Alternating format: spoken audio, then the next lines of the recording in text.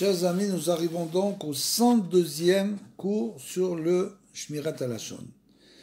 Dans les cas que nous avons vus jusqu'ici, la pertinence représentait le facteur déterminant, la permission d'écouter des propos péjoratifs. La pertinence, bien sûr, c'est l'intellect, la compréhension. Nous comprenions une situation et à partir de cette situation que nous vivons, nous avons la possibilité d'écouter même du Lashon Hara dans certaines conditions, comme on l'a dit. Donc cette pertinence, cette intelligence, cette compréhension nous représente le facteur déterminant, donc le facteur important, qui nous permet d'écouter des propos péjoratifs.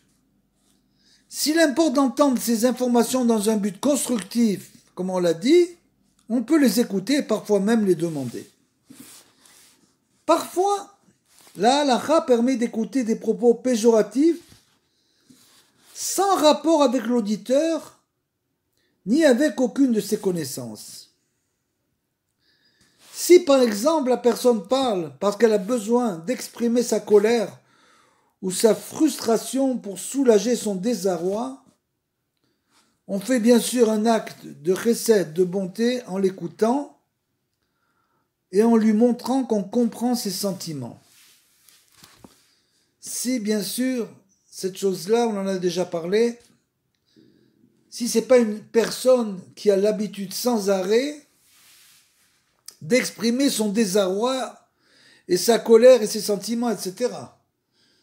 Si ces choses-là arrivent de manière épisodique, après qu'il y ait eu un problème, à ce moment-là, bien sûr qu'on peut l'écouter. Mais on ne doit pas du tout écouter des gens qui se plaignent sans arrêt des autres. Ça, c'est bien sûr que non.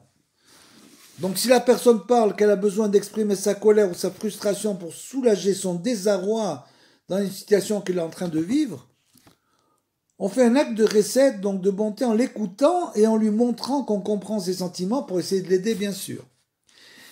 Si on pense pouvoir lui montrer qu'elle se trompe sur le compte du responsable de sa peine, on a aussi l'obligation de le faire.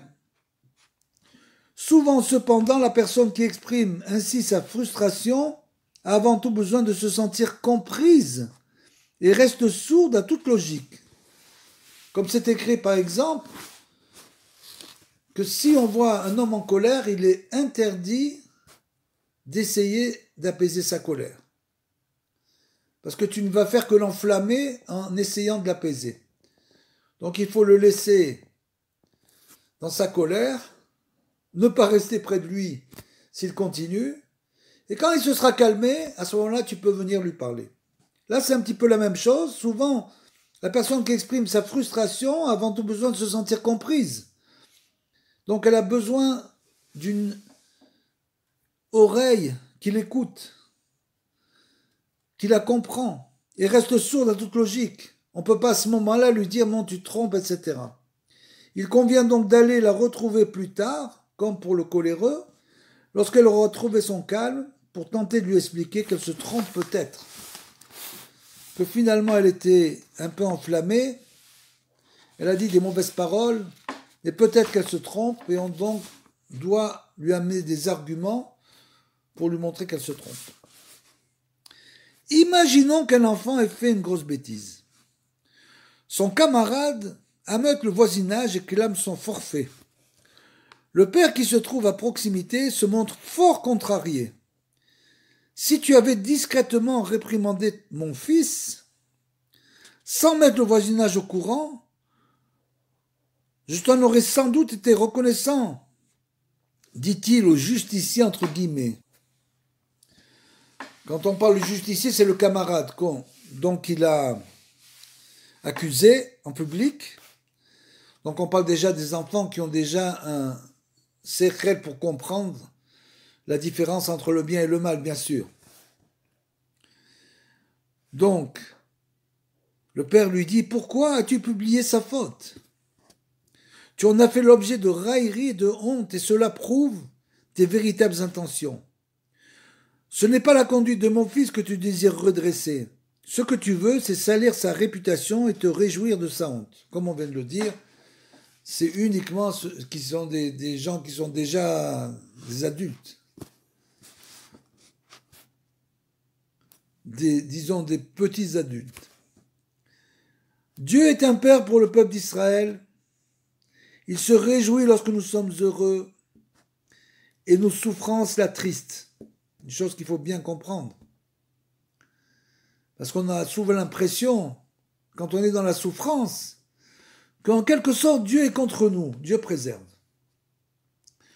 Dieu est toujours avec nous. Il nous aime toujours.